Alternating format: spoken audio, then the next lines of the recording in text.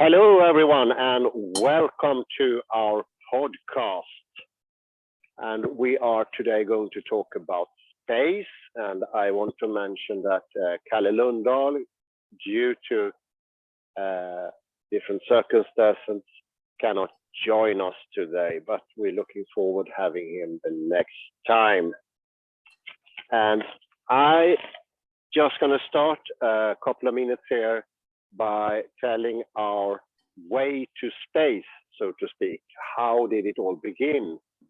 Very short introduction, and as a segue, I'm going to get into the Klein bottle and we discuss that.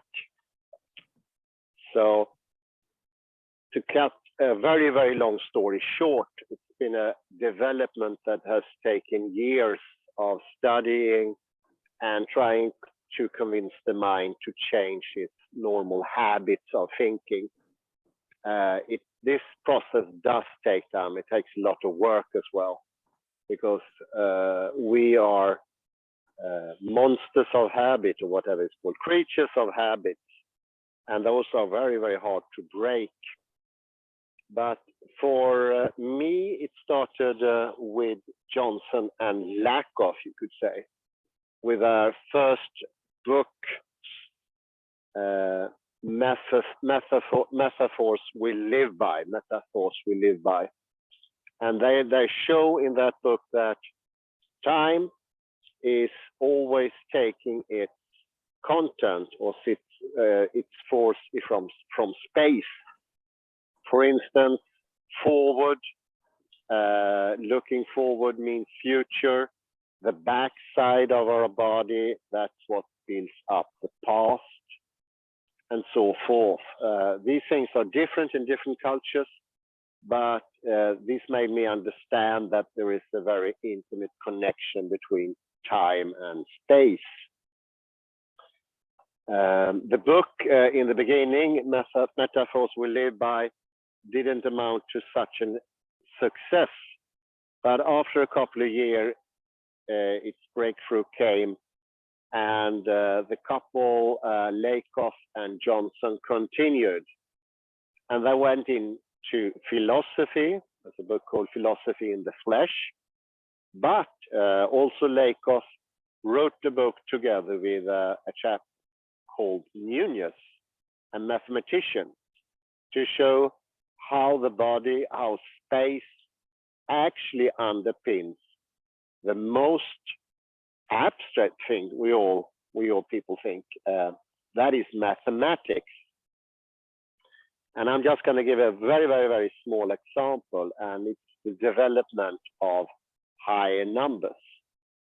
And that seemed to have started with people in Neolithic time piling up things. And they somehow noticed that the pile containing a quantity that is more also became higher, which is a quality. So height began to be the idea of how number increased. And still to this day, we use that idea.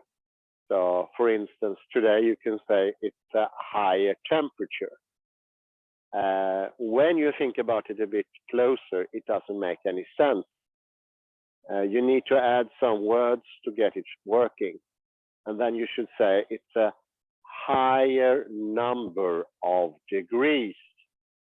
And this height is obviously taken from space.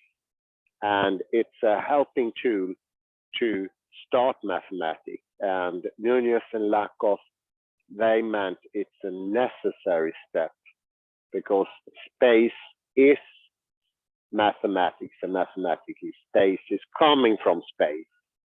And this goes to show that space has a lot of qualities that we are normally unaware of. They seem to be blocked out by the current model of space, which is the Newtonian. And a very good helping tool there is the Klein bottle. For me, the Klein bottle came in later. I didn't understand it at all the first time I saw it, I had to admit. I only know it had something to do with a special branch of mathematics or geometry called topology. But then, with this fantastic author, Stephen Rosen, I came to understand that the Klein bottle shows in a very smart way how things that we normally think to be outside of the world, not in this world, is actually a part of space, part of this reality. It's observable, well, at least it's perceptible. And that's the Klein bottle who shows that space is actually representing itself. And it is this specific turn in the Klein bottle when the Klein bottle penetrates itself. So what was outside become inside. And the inside is the representative part, and the outside is what's outside, the object. And I never seen any explanation or understood any explanation that seemed to capture this, because otherwise, without the Klein bottle, I would have been doomed. I think everybody would be doomed to think that representation is outside the universe, which is actually the current idea in mathematics. 95% of mathematics today are actually Platonist. That means that they conceive of mathematics to be outside of our world. Where, it's a really big question, but they don't have any choice. They just have to say it's outside of this world. It's not like they can explain where. They can't give you a place or a time even. And so that leaves us with the Klein bottle. And today we're going to explore a little bit the different properties of the Klein bottle. And this is so interesting because this is in the working process. I'm currently reading Diego Lucius' interesting articles where he tried to convey what does the Klein bottle do. And it's a very dense language. It's very hard to penetrate. Well, just like the Klein bottle to interpenetrate. But it's marvelously interesting. And I had a chat earlier on with Henrik, and he mentioned movement and time. Isn't that also coming from the Klein bottle? And I can say, so far I understand it. It's the movement when the interpenetration is, well, when the snout, or whatever you call it, on the Klein bottle is penetrating itself. I'd say that's the movement, because that's the movement to representation. That's the movement that makes the division of subject-object. That's the division that is also mind and matter, of course, because representation is a sort of mind. What do you think about that, Henry? Yeah, I'm following you. It's kind of hard to put the head around it. Just oh yeah, without a doubt. But what strikes me now with this, when you're talking, I'm thinking about the scientist talks about that the universe is expanding. Maybe that's something else they mean, but it could be like this interpenetration happens in some way. It makes the space to expand. And that itself is, of course, also a movement then. Oh yeah. Oh yeah. So it happens all the time, like, and yeah.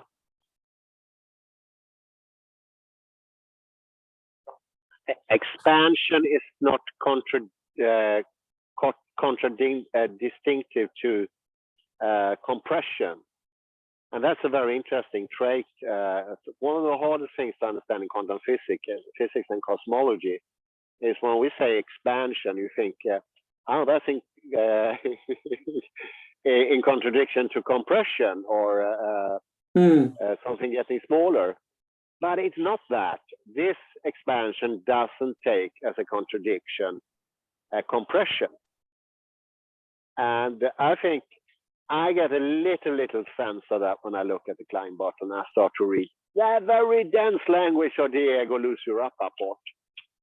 But it seems to be just that way. Here you can understand with a picture and the explanations, what on earth is this constant expansion? Yeah. And it's so interesting because I don't think actually I might be going out on a limb here and being a bit not sufficiently careful. By the risk of going out on a limb, I'd say that this expansion is also what time is. Time has a need to expand, or time is expansion, because we left Newtonian physics. So time is no longer something symmetrical. It's not an arrow that can go the other way. It's not symmetrical in that way. It's constant expansion, and time is just that. It needs, or it is in its nature, only expansion, nothing else. So you mean like time is a product of space expanding or something? Yeah, I think you could say that. Yeah, that's my guess here. And vice versa, of course, time is the expansion. The expansion is the time. It goes both ways. Yeah, I think it's Lee Smolin or something. They often say that it's the same thing. They call it, they don't separate space and time. They say space time nowadays, right? Yeah, or space time these days instead of separation. Yeah, it some aspects seem to be separated. You can also see that on the Klein bottle. On the surface, on the belly of the Klein bottle, there is a separation between inside and outside. And there you also have a separation between time and space. But in the actual movement, in the interpenetration, it amounts to the same thing, which is fantastic.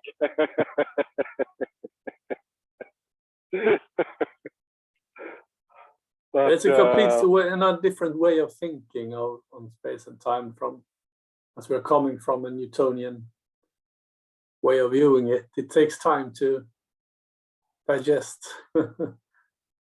Yeah, it takes a lot of time. It's I get the feeling when I read Diego Lucio Rapoport's articles, sort of sweat coming out in my forehead. I feel nervous. I start fidgeting. It is what you feel like that you are floating in thin air, but then after a while you hit the ground and it's much nicer somehow. But the breaking the habits of thinking, it's tough. It's a chore. It's actually a chore. But what I noticed, as you can see as a reward, all of you who's following this, is so many ideas come from the Klein bottle. So it seemed to be the source of creativity as well, because it's very hard not to say that Newtonian classical physics is not a limitation. It was meant as a limitation. That's the whole purpose, narrowing everything to something that could be put on a piece of paper and easily expressed. So the narrowing tendency is already there from the start. And narrowing, we talked about this loads of time, the narrowing is very obvious in the following centuries that came after Newton. It's an incredible narrowing. It's even to that point that Lord Kelvin at the late 19th century says, reportedly, I had to add, we only need another decimal and then physics is finished. Yeah.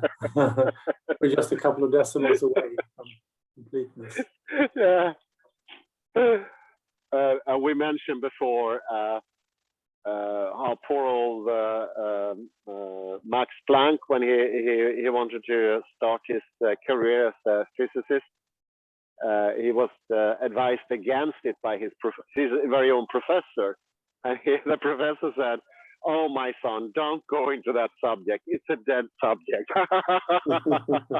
There's nothing more to research, right? There's nothing more. And to come with those things, you have a very clear sense of narrowing everything is getting more and more narrow. Otherwise, you wouldn't say that.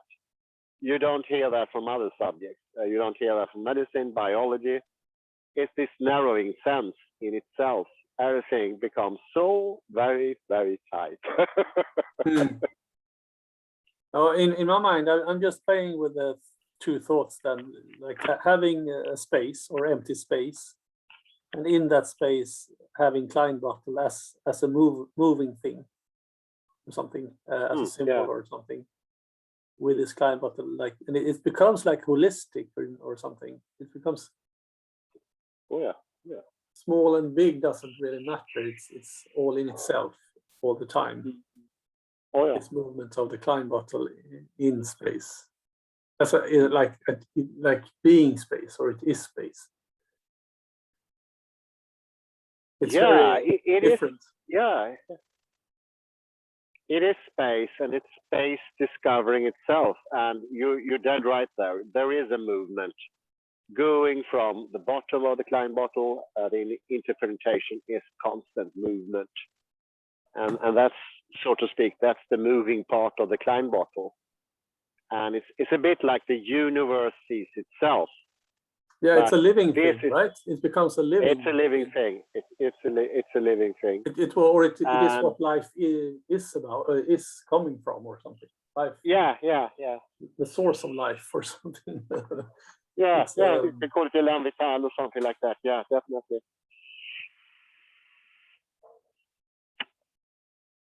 And you also get this completely. Well, all of a sudden, subject becomes immensely important, whereas in all of Western thought, the subject is something we try to eradicate, hide away, put it into the cupboard, take it away, getting rid of it. And this is also part of this narrowing sense, take away the subject. But it's not the case in the Kleinbottle. Here, the subject is part of space, but you can also understand how it can be different. And it's different, just as you say there, Henrik, in the movement. Where there's a movement, there is a subject. And the subject is doing the observation of what is more on the polarity of objectivity, what is being seen or what is being observed. And that's the process, that's the movement. That's the real movement.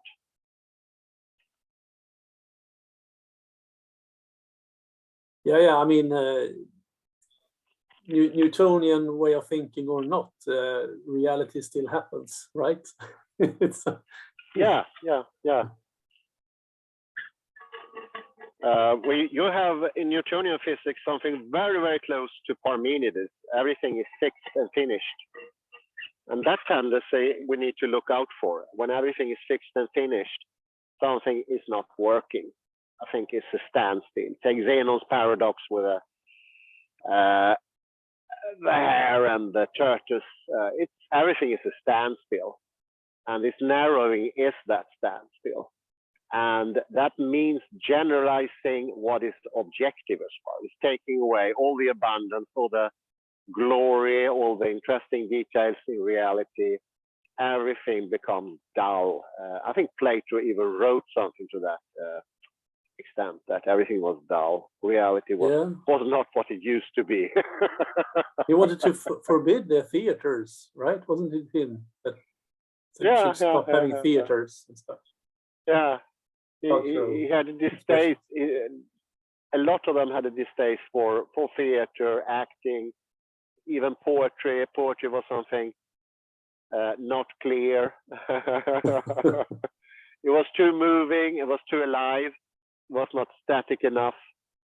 And we all know this controversy between the philosophers and the sophists. The sophists being marginalized, but called not being true to what is actually there. And here you go. Here is the start of the stain, the existence, where there are, what it is. And that is this narrowing. It's completely static somehow. Completely static. And then it's almost, you have to reinvent motion. You have to reinvent like Newton did. I think it's a good example. So motion has disappeared from the Earth, and you need to reinvent it. And what do? Well, you start a coordinate system, X, Y, Z. And then you put in a trajectory, a T, and you say, here is movement. This is time, T. In the world. Obviously, Newton implicitly thought that the whole world was static because it was already made. That's why he was a deist. He did not believe in the movement in the world. The world was already made by God. Okay. And God could have no finger in this thing because that would have meant movement, and he didn't like movement.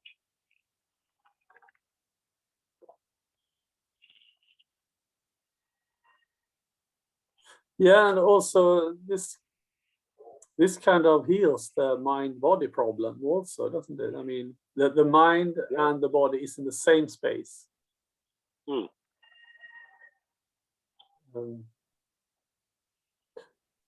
The exploration of the mind is a kind of space, and also the body is in the same space. Oh yeah, definitely. I got something of an understanding that was a very big stepping stone for me, and it was Barbara Tversky, where she shows that thinking is space, and especially when, she made it so obvious because she showed that, look here, thinking started with carving on stone walls inside caves by the Neolithic man, and you could see they started to use space to think, or thinking was always space.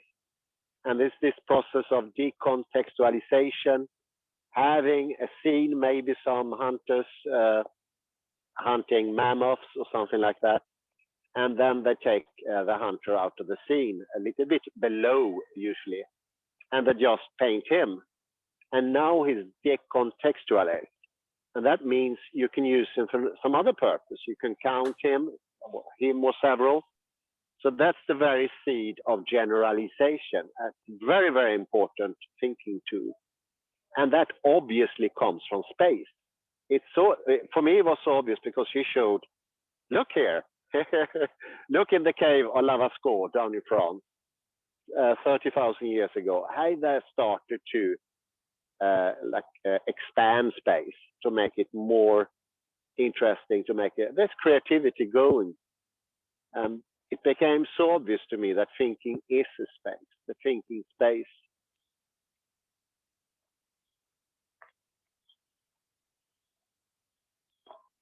But what was not still clear to me with Barbara Tversky, where does representation come from? So I still have this idea that the caveman had his representation in his head somewhere. It didn't make any sense, but I was left with no other option. But then came the claim bottle, and wow, wasn't it great? That was a complete revelation. And this mostly thanks to our cooperation partner, Jan Eiskens, down in Belgium, that insisted that I have a second and a third look into Rapoport, and it's not very lucid writings about, not very clear, very dense writings about the Klein bottle.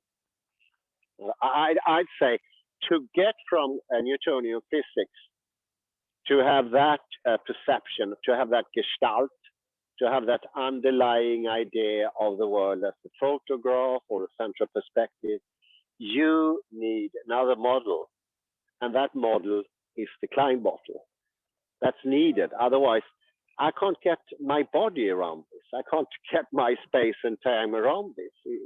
I can't, it doesn't make any sense. So it's incredibly helpful too. Yeah. You also said, I think, one time that the Klein bottle itself is a fourth dimensional thing. Yeah. Yeah, that it is. In what way? Can you? Talk about it's it. a projection. The Klein bottle is a projection from the fourth dimension.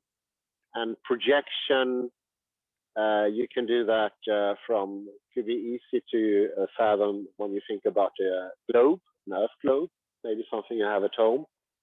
And then you make a projection from this third dimensional thing, the globe, to a map.